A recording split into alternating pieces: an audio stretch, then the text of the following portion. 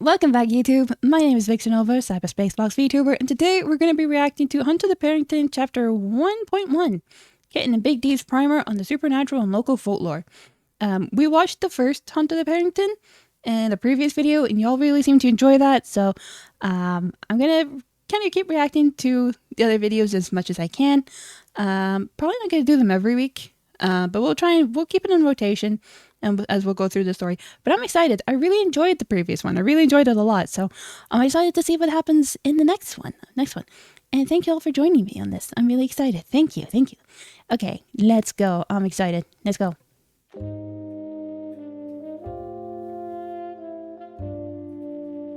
Hunter the Parrington, Kitten and Big D's primer on the supernatural and local folklore. Big D's homestyle omelet. Humming the what song? Oh, what a beautiful morning to... Who the fuck is in my kitchen? Son-in-law! Good morning, Sadi. Good morning, Sword. Sword what? Oh, this old thing. Sorry. I thought you were the landlord. I own this house. We don't have a landlord. Oh, so that makes you the landlord, parasite. Well, in either case, good morning, mighty almost child. I have a request. Almost child? Put the sword away and I can see what I can do. Capital. Consider it done. Ah, son-in-law, my body yearns for my special omelet. Can you make it for me? I wonder what's in the special omelet. Do you have a recipe? I'll command the instructions to enter the brain with my powerful voice. He's got a horse mug. Just need to mix boy's egg milk. Oh shit! Do we have any jam left? Oh, fair enough. We are out. I'll have to go get more when I next go grocery snatching. God, Grocery Marcus won't eat his porridge about jam. Oh, what a child! He wants his Oh, he's got porridge the but fancy not robe. jam. He'll eat the beans, but not the sprouts. He wants his leek soup, but with absolutely no Marmite. Such a baby. He is literally a baby. My baby. Precious little small child. Oh my God, he is so small and adorable. Small, perfect child. Ah. He's like me when I see small things. I'm like, baby. Small, perfect child. Brancaster muscles like it's his goddamn birthright. True. Norfolk has corrupted my son. He would never eat marine mush before a return to these accursed reaches. Does he even know what happens in the ocean? I don't. It's terrifying. Put the mussels on his porridge. I'm sorry. What did you want for your omelette? All right, so take the D eggs and whisk them in a bowl. The D eggs? Eggs? Duck eggs. Oh. Does the D in Big D stand for duck? I will remind you that I own illegal firearms. Right, sorry. And don't forget the milk. Of course. The ocean is a soup? Wait, there's no milk, I think. No, it's in the bag. What? You have bag milk? Isn't this unpasteurized? Louis Pasteur was a fascist in line with the New World Order. Incomprehensible. I am turning the newspaper page. You know, after living on the road for 10 years, I could imagine settling down in Norfolk must have felt quite cramped. Cramped? No. The earth beneath us thrusts to the planet's heart, dear boy.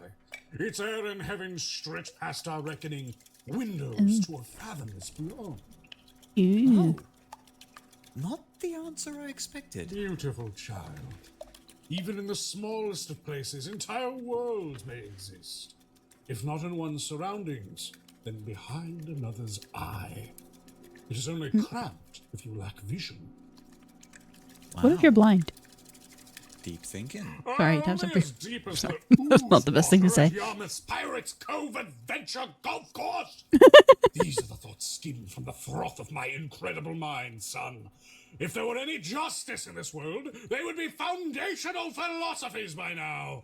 Nevertheless, I will begin construction of the omelet sauce. Kind of sounds like someone who would like I'd like wreck that. your like counter just because you hit it a bit too hard. Focus on the omelet.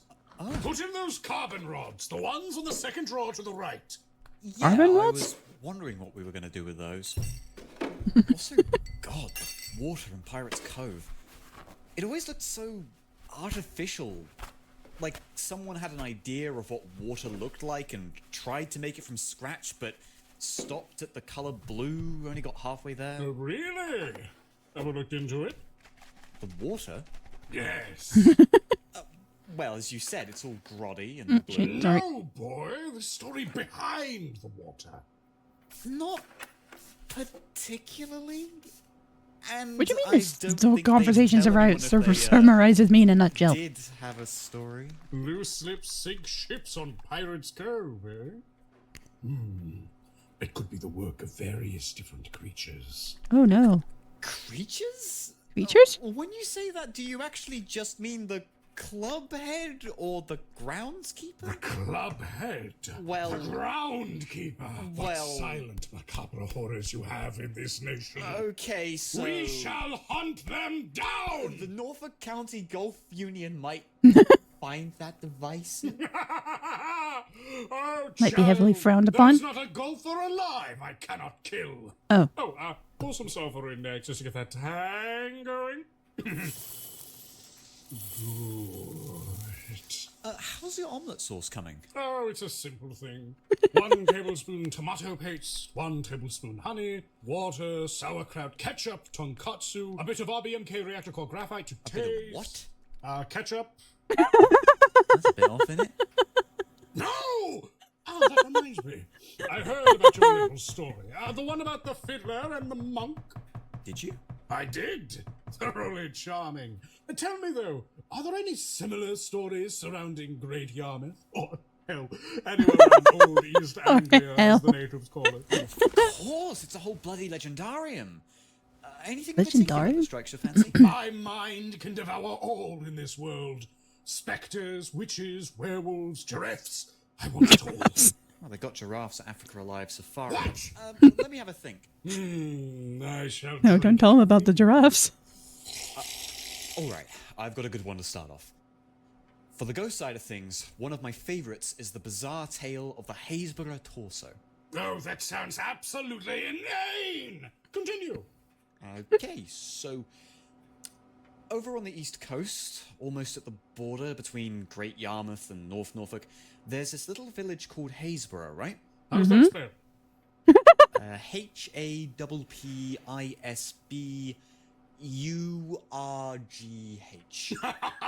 Your people's rejection of your own language is inspiring. Fun being as it's true. I will kill the queen. But yes, I am aware of that wretch's hamlet. We lived in the caravan park for a month before this fucking ham of a man banned us from the public bathrooms. Can you believe it? Not the public Why did you bathroom. do that? I do not wish to get into it. I divorced him the week prior and it was fucked. It is time for the race. This omelette has rice? Fear not, 'tis my burden. You can go ahead and shred in some cheese and chlorine, please. Both of the leaves. Ah. Well, There's like a lot of ingredients in this omelet, by the way. the torso. A little south of Haysborough, about half a mile from that caravan park, there's an intersection between 3 roads. In the midst lies a small, grassy tract. How much rice is he putting in this omelet? With not much to offer. I immediately assume that it is a spectre, vampire, or gobloid creature turned into a walking Dean, abomination please, that is in we're just- fact trying to kill. Crossing the... We're just crossing the roads right now. Road is what my bus drives on. Yes. Well, at Like, this well small done. triangular junction, there once was a well. And, well, Well, the well isn't doing so well. Because it's not there anymore. damn Aw. it. If only I had been there in time. There is a Well, there is no well. Well Corner, 'twas called, back in the 1800s. For years, local men, farmers and such, made terribly frightening reports of a strange figure wandering up the main street of the small town. Ooh. At first, based on his bulbous silhouette, they believed he was injured or hunchbacked, an old man lolloping through the night. But upon a close inspection made by those few brave enough to get close, it was made readily apparent that this hunchback was the figure's nearly severed head, Ugh. bobbling behind him, hanging from threads that were the remains of his neck. Talk about a pain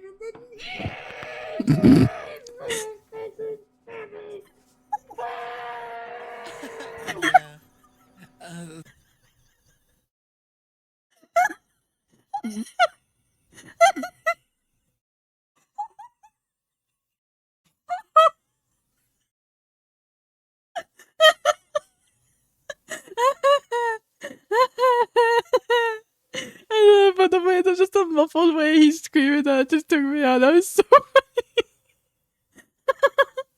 Just like, it's so fucking funny. Okay. This same figure also appeared to lack legs. Ah, again, my motion is broken. How could he walk around with no legs? I don't know. Magic. Ghost reasons, I assume? Anyway, he wore a sailor suit. Ah, sea legs, carry on. He wore a sailor suit and held what looked like a saggy old sack clutched to his chest, desperately making way towards a particular destination. Well Corner. There's a lot of wells in this. Days, then weeks. After report upon report, sighting after sighting, eventually the villagers decided that enough was enough. Something had to be done. They settled on a plan. The shambling thing had of course been seen on its trail, leading all the way up to the well, where then the thing would throw the sack down into its depths, only to soon follow suit, crawling down into the murky old well. The locals knew that there was only one way to properly investigate. So they sent a poor Dutchman, who just so happened to be smaller than their average, down by a rope into the black well to investigate. Poor Dutchman. Down went the brave Dutchman late one evening, tense with fear, the murky waters still beneath him. The horror thick in the air, with the notion that the silence could break at any moment with the sound of something waterlogged that is not meant to speak. This, until at last, the Dutchman hung above the waters, and with a hook pushed down into the darkness, came upon something. Quickly, upon his call, they fished up first the Dutchman, then a large brown mass from the bottom. Ugh. It was a bag, one within which they found the mangled remains of 2 legs. Ooh, I should hope they drained that bloody well. Oh, of course they did.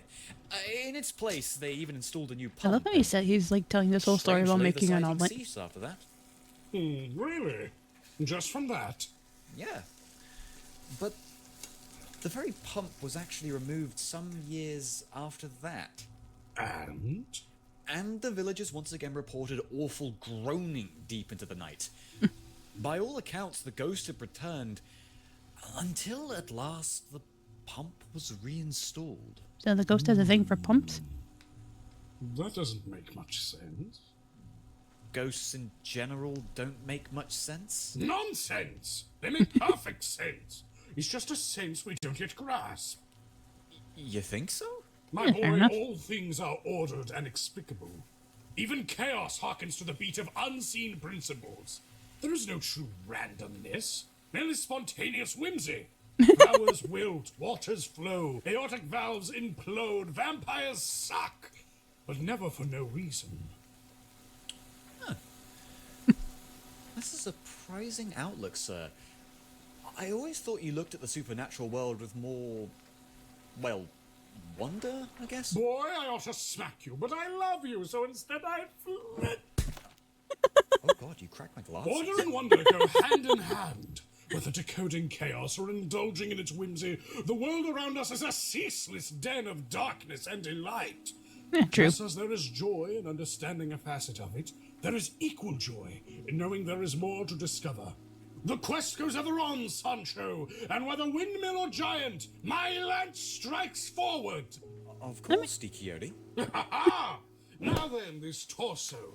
He seems like an odd chap.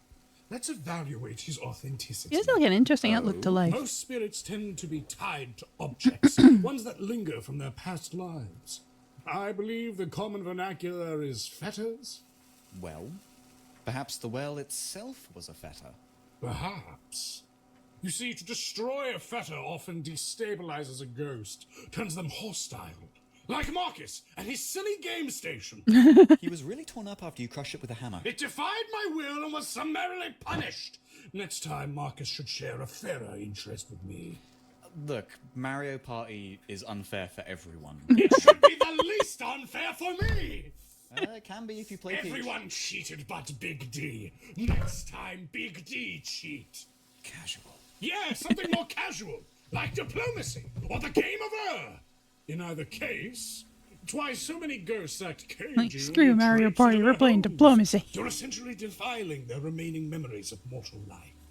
It's typically unwise to disturb them, and even worse when these places are destroyed. I see.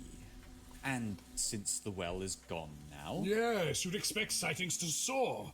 However, it is also thought geists can find some form of peace through these fetters. Perhaps our sailor friend was a native of the village.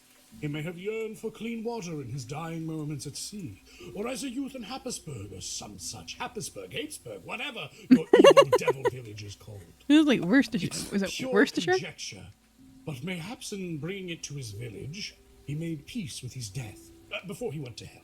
Which explains why he only came back He made after peace the before pomp going was to hell. removed. Right on the money. Though, of course, it's just as likely that this ghost was a Happisburg host to get the government to replace an old pump. Or perhaps a story shared by bandits and criminals to keep roads clear at night. In the book I read, they suggested the chap was a smuggler of some This one such, has to be, likely like, murdered cremated in at a this point. quarrel with his own Not his own quarrel will get him. You know, it's always the quarrel you don't see that gets him. That was a funny joke. I taught it to Marcus. Right, sorry. Likely murdered in a quarrel with his own comrade. Ah, who can say? Truths like these are hidden for a reason. For mankind to bring them hissing, screaming into the light, for all to behold. Right inspiring, sir. Speaking of, could I ask how you know any of this? I once entered an abandoned hotel in L.A. A ghost threw a phone at me. I have studied their ways ever since. Try not, damn you! Do not mock me, Philistines! I'll kill you, necromancer! I'll kill all of you! Ah! I'll break it down, body, you boxes! Do you want to hear more Norfolk urban legends? Of course! Cool. Well, let's see. There's loads to cover. Black Shuck, the Norfolk priest holes, the Witch of East Somerston. Ooh, a spookoy witch! Sure, we'll go with that one. Long ago, in the 15th century, a mysterious peg-legged woman was accused by the local clergy of witchcraft. So was a local clergy. While this was naturally a barbarous practice, That shit was crazy! while we know those accused of witchcraft were innocent, the Witch of East Somerston, for reasons we'll get into, was perhaps not. While proof of her deeds have been lost to the ages, stories abound of her sorcerous ways. And for this, she was seized and buried alive beneath St. Mary's Church in the little village of East Somerton. However, unfortunately for the church, this would prove to be their last mistake, for a witch's ire is rarely spurned. Well, I mean, yeah, they When the buried her ground was alive. cleared for her burial, It she makes sense only she's gonna have some laughed as honor the against them. dirt covered her shackled body. Laughed and laughed as she was entombed within the soil. She could be heard no more. That's The fucked up. priests and congregated hunters celebrated their victory until her peg leg was seen, jutting out of the ground. First a mere shaft of wood, then a sprouting log, and then a great and mighty oak tree which shattered the church and turned it to ruins. The husk of her victory can still be seen today. And it's still thought, should you be foolish enough, that you might wake her yet with the utterance of her true name. Got him! She got him! Yeah, she got him. Suppose she did. Ah, classic! You gonna expand on that? Nope, also I think the story is fake. Well, sir, I've taken you for many things, but never a skeptic. Come on, it doesn't make any sense. I mean, why would the Christians bury this woman in the middle of their church? What, did they Have you just heard dig what up the church floors did? in the middle of mass, slap her in? The story might not be entirely literal. They could have just buried her in the lower levels. I mean, the oak is there, that's a fact at least. I Sorry, my mouse still keeps moving. disagree. Why? Mainly because it contradicts me. At least you're honest. Well, I will say, your fake story does have all the markings of a witch's dastardly death hex. Assuming it isn't fake, of course. Of course. I admit I don't know much about death hexes or witches and the like. I explain. I'm just gonna pause this just for a second. It's like, you know, because they're literally like, why would the church do things like that? I'm like, the church has a history of doing stuff like this. Okay, like we have like the Salem trials, and we have like all these trials. Even like in my kind of close to where I live, there's like places where they did like witch trials. You know, so it doesn't seem quite out of character. This fake is because they didn't bury witches beneath her church. That's very true. That's very true. I can't imagine them burying one underneath it. Yeah, no, that makes sense. That makes sense. That makes sense. Because like, why would they bury them under a church? Witches were buried in unmarked graves. That's true. That's true. You got a point there. You got a point there. I kind of read it more as like, why would they bury her alive? And I'm like, that's not the worst thing they did. Like they used to hang these people. Like they used to like hang them or drown them in water. No, they used to do like all sorts of horrible stuff to them. You know, so to kind of like bury someone alive doesn't seem like too out of the ordinary. Although I do get the burying them under the church may seem a bit fake. That I can understand. I mean, that's all I wanted to speak on in this matter. So yeah, I'll get back to the video. This is always a bad idea. Please watch out. Alert, alert, alert, alert. Point taken! The reason for this is the death curse. Oh. It's this thing They where... curse you in death? Correct. And usually to death. It doesn't happen every time you smite a witch or wizard, but often enough that it's very dangerous to attempt. Oh, bloody hell. So you mean to say if there's an evil wizard running around, we can't do anything about it? Of course you can. Wizards are nerds you can easily punch. Oh, good. But to be safe, make sure you aren't seen, or heard, or known to them at all before killing them instantly, or else your brain will be turned into a cornered corb, and this is a fact. Oh, well, as scary as killing one is, at least they're not so hard otherwise. Oh, actually, they can warp reality with their wheels and brains. What? Oh, yeah, near infinite power to alter creation. Oh. There's someone setting off Man, fireworks enough of nearby. I'm Kevin sorry was if you bad. can, you can hear that. Mighty Kevin was formidable. But indeed, were he a true magi, I doubt could have survived your encounter. Our encounter? What about you? Oh, I'd have been fine. I admire your optimism, but I remember you barely, surviving Kevin. Oh, Kevin. Yeah, I think your brain might be wrong. How would it be any different if Kevin were more powerful? Really, son-in-law? Do you honestly think your old man would dive headlong into the cave without a few tricks up his sleeve? Do you want the honest answer? No! I'll be a good boy and add more garlic powder. Sure thing, Sir D. More. Sure thing. For more! Sure thing, Sir D. Now tell me something else. What? Tell me about something else. Well, there's always our most classic tale. Ew. The mysterious red-eyed dog of East Anglia, Black Shuck. Ooh, you have my incredibly variable attention. Black Shuck is a mysterious creature. Tales of its appearances date back to at least the 1500s, but probably stretch even further. Stories of a pitch-black hound with dreadful red eyes whose glow portends calamity and misery. A little similar to a banshee, then, eh? I suppose so, but banshees are more direct. The howl of a banshee is meant to reflect an imminent demise and is thought to be a spirit of the dead or some kind of fae or something. Shuck is different. For instance, in 1577, Shuck was said to have appeared before a large congregation at the Holy Trinity Church. Shattering through the doors in a clap of thunder, Shuck's appearance befuddled and terrified the congregation.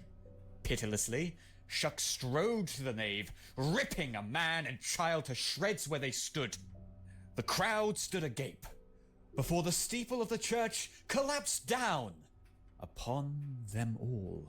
How curious. Now this is an exciting story. Oh, well, it gets even better. That very same night, there was a reported sighting in St. Mary's Church. A different St. Mary's, one in Bungay. Black Shuck again interrupted a congregation, this time in a against burst congregations. of flame. He launched through the crowd, inciting panic and delirium before brushing against two curious individuals in the midst of prayer. Ooh, the anticipation is killing me. Before those same two suddenly fell dead like marionettes with broken strings. Oh man, R.I.P. Yes, yes, yes! My boy, I am going to kick this dog! No, don't kick the dog.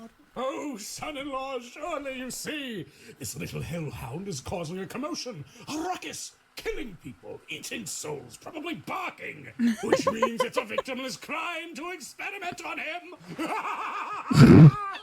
Not to dampen your mood, Dee, but, this all happened in the 1500s. Time means nothing! There is not a statute of limitations on being a goblin. He's a dog. Yes, whatever that is. Well, I suppose there are modern sightings, though they're far less dramatic. Oh? Yeah, usually people getting spooked and being like, "Oh no, mate, that's Black Shuck, innit?" And it is, and yeah, that's the story there. It's kind of lame. Propaganda. Propaganda. It sounds like propaganda.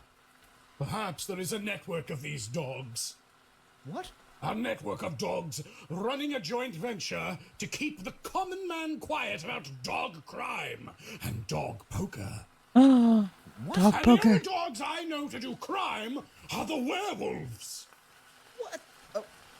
Wait, hang on. You know about werewolves? My boy, if there is a supernatural pest on this planet, you can assume I have bested it at least once. Remind me to tell you about my mummy adventure sometime. Mummy? Second-hand, don't. You're British. Okay, I know the English government has a history of plunder and thievery, but the British Museum can't steal your funny mummy moment. Presume nothing. Also, burn your national insurance papers. What? Why? The power of true names run eternal, even in Meshtian code. So, evil dog. This is a lot to pack in, and you've barely even given me werewolf facts. Werewolves, that's right. Well, randomly attacking churchgoers certainly fits their MO, or at least in the period. Wait, really? Oh, yeah. For much of their history, werewolves have been insane neo-pagan theocrat berserkers. You say much of their history. What about now? These days, they're more like insane neo-pagan theocrat berserkers. Ah, natch. But some of them go on the computer. And in my experience, those ones are typically far better adjusted. Which is ironic, considering the computer is the devil. Who'd have thunk it? I'd have thunk it. But then that's cheating, because I already knew. But there are things that line up and don't line up about Black Shuck as a werewolf. Oh, do tell. For one, the more recent sightings tend to be rather uneventful, correct? Mostly. A lot of people just seeing him, maybe something unlucky happens afterwards. Links to disappearances from time to time, but nothing so dramatic as murders in the middle of mass. It could be that this werewolf, or possibly werewolves, has simply learned how to better cover their tracks. In the 1500s, outright attacks on religious, scientific, and mystic organizations were more common. It's common. These days, you need to keep a low profile to survive. But there's also the matter of modern sightings. Their banality aligns with a werewolf phenomenon known as the delirium. Charming name. And despite how boring these modern sightings are, an apt one, this delirium is a side effect of the shape-shifting process. Essentially, when a werewolf enters their mighty war form, Human beings tend to panic. Well, I suppose I might panic too if a giant monster jumped out at me. And we'll work together to break this bad habit, son-in-law. But that's not what I meant. I mean, a supernatural panic. Supposedly there's some resonance in the psyche of mankind with werewolves. This primordial hunter, blah, blah, blah. That's true, anyway. Well, But nevertheless, when a mortal witnesses a werewolf's war form, they tend to go briefly mad. mad how exactly? Well, they might run away, or freeze up, or attack with insane vigor. Let's go. I've been drinking this whole time. I have my advanced GG tumbler with advanced GG in it. Watermelon flavored, really good. You should probably get some. Use code Cadet10 if you want some. That's only if you want to. It's not required, but always appreciated. Action depends on the strength of one's will, So the average person flees? and usually with no recollection of events. Worse still, it's almost impossible for normal humans to avoid, even in part. One must be either extremely strong-willed or supernatural themselves to avoid delirium completely. Have you ever suffered the delirium, sir? Oh no, I'm built different. But those without these bulging brain muscles are in for a world of hurt. I train you and the others for precisely this reason. Discipline, determination. Oh my god, I'm losing my chance for a 3D alliteration. Oh god, help me, distrucity. That's the word. Last word's a bit of a stretch, mate. Ah! Ow! These are the things I instill within you with my relentless chicanery. Is that Chicanery? why you ruined Marcus's 12th birthday by dressing as the bug? Abso-fucking-lutely. Okay, Yes. that was really traumatic to him. In RS, he exclusively levels his combat stats killing goblins. Then the student has become the master. I'm so proud. Anyway, hey, don't fight a werewolf, by the way. Yeah, I heard they're tough. But with how well we did in the tunnels against those vampires, I'm confident that... No, What? you aren't ready to fight a werewolf, son-in-law. Not yet. The fledglings we fought were fearsome, yes, but a werewolf... Listen well. Werewolves are killing machines. They are supernatural soldiers fighting a war we barely understand. Do not fight them. I'll take your warning to heart, sir. But what if we're forced to? Their weakness is silver, due to their combat with the moon. Silver bullets, silver knives, use them. Focus on evasion and trickery.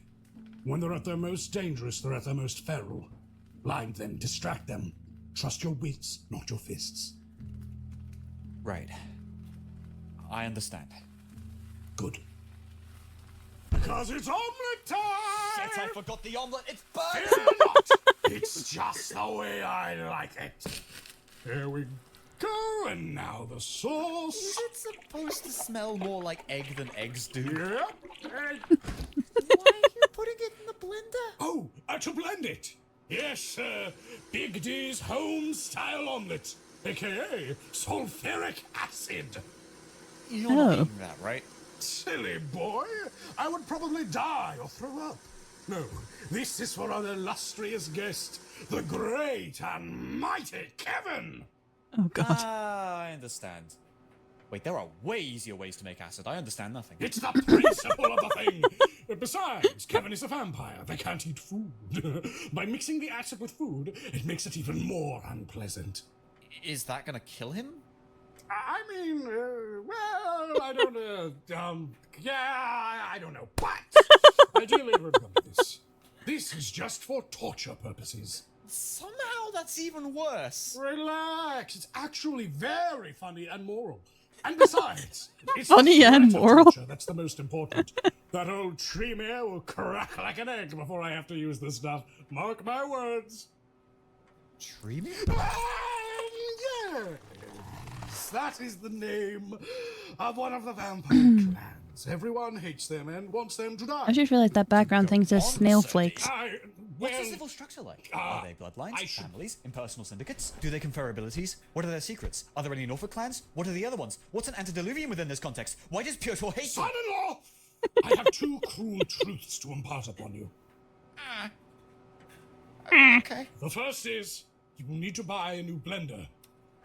Bollocks. The second, vampire lore is, tricky. More than any other supernatural creature, vampires despise being unveiled.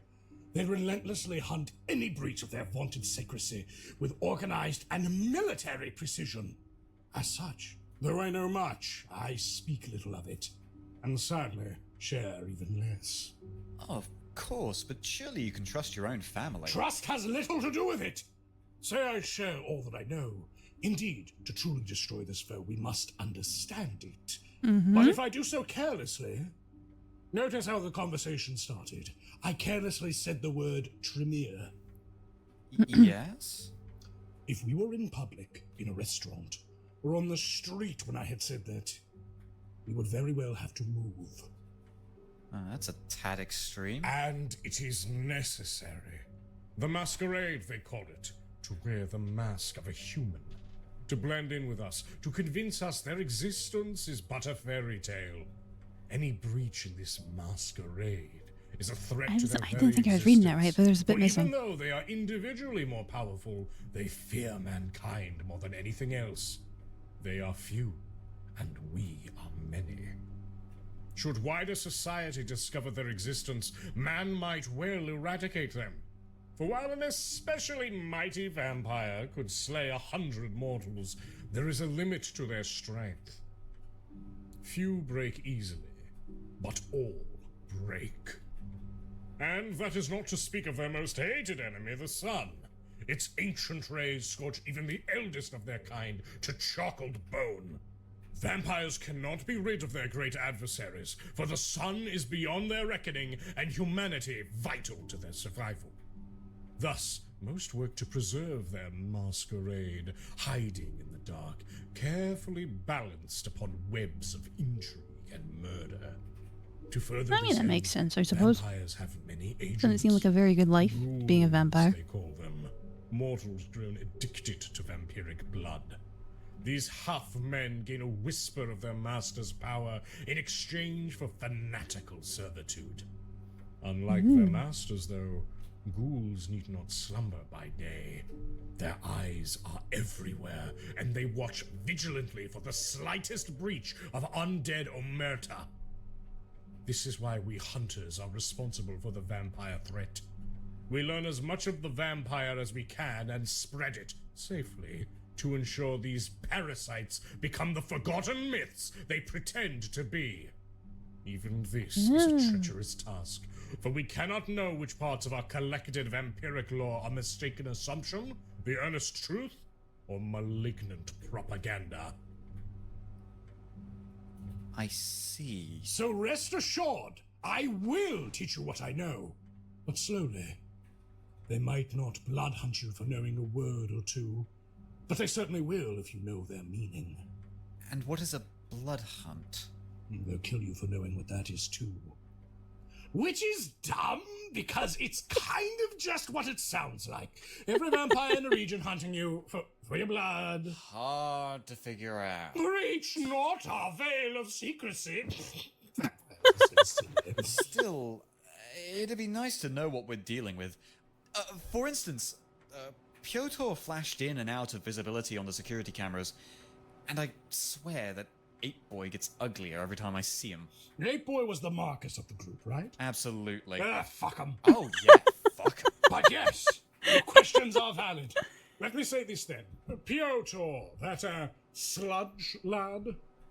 Not the right term, is it? Oh no, but that clan are vampire info brokers, so it's one of the scariest ones to actually know. Sludge Lad is just fine for now. We're going with Sludge Lad. Primarily, they are known for 4 things. First, their ability to turn invisible. Some can even use vampiric magics to alter their appearance, appearing as something they're not. Second, their ability to control animals. Sludge Lads are known to use legions of vermin as their eyes and ears. After all, who better to eavesdrop than the rats in your wall? I mean, that's fair enough, you got a point. Ruled by their undead masters and gain a smattering of their vampiric magics. That explains your intense pest control methods. Listen, I raised Dor on a steady diet of home-hunted spy rats, and look at him! He came out American! Isn't it awful? And so the third and fourth things? Thing 3 is that they're ugly. Oh. But ugly. Ah. Oh. Don't pity them. Honestly, some of them look good. Oh, God. When he called me Loverboy, when I said he looked hideous, did Pyotr think I was hitting on him? I can't say for sure, but also, yes, definitely that was the case. Shit! Fear not! I will not inform my son about your tryst with the sewer child. Oh, the fourth thing. They're super strong and can juggle dumpsters. Oh. Oh. Oh, no. We have him in a tiny cage. Is that going to hold? Well, if he hasn't broken out, did Dor make the cage? Maybe? If he did, no worries. If he didn't, why didn't he? That's true. Well, the lad could be biding his time.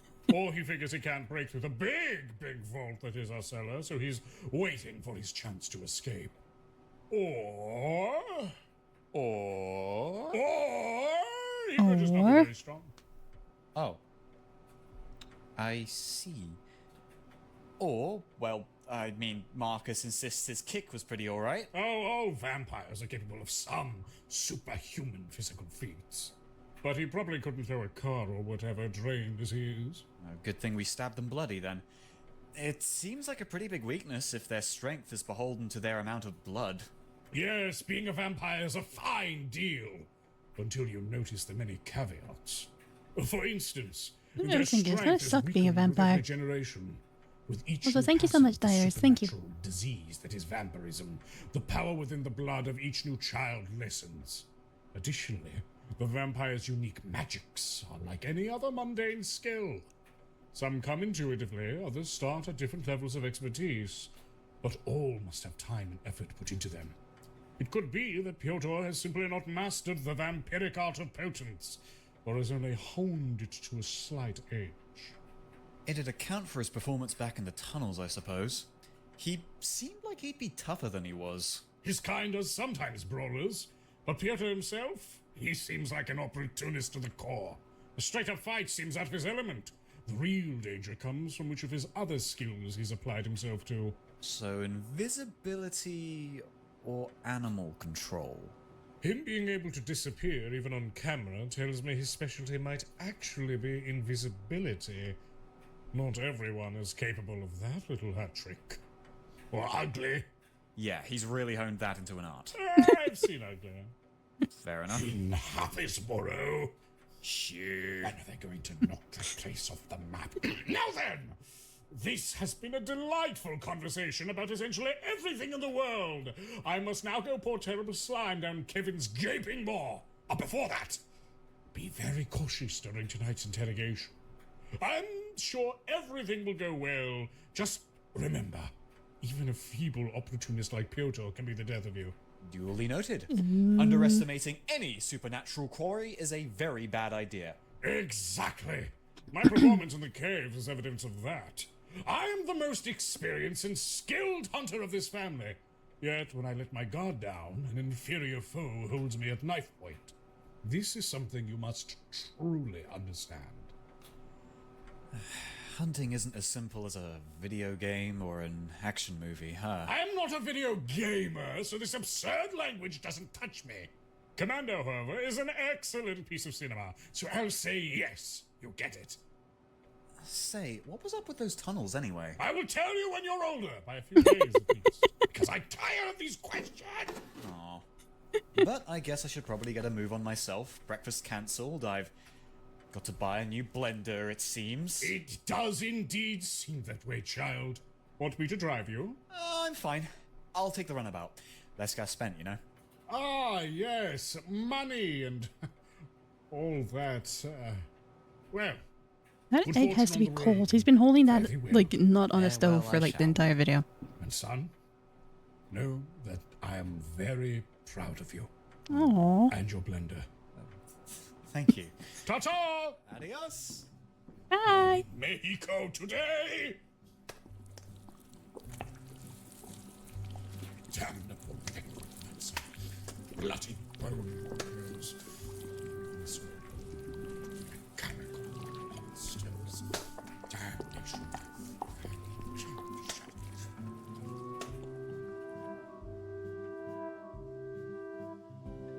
You have listened to an audio drama by Ogre Papinang, with voice work by Thunder Psyker as Kitten and Speaker D as Big D. Artwork by Ironiroko. Soundtrack by Macker. Sound composition by Alphabusa. Mixing by Stringstorm. Animation by Alphabusa, with lead writers Speaker D and Alphabusa, and script editing by Erndil and Oculus Imperia. Special thanks to Blessed for shitting. Portions of the materials are the copyrights and trademarks of Paradox Interactive AB and are used with permission. All rights reserved. For more information, please visit worldofdarkness.com. Visit patreon.com/alphabusa for updates every other week. Thank you for listening, and good evening. Good evening.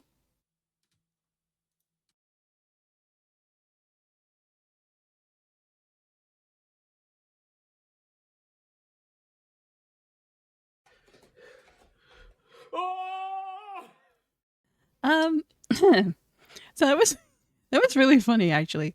That was like, I really enjoyed the last one. I know this one was a lot more about kind of like folklore and folklore stories.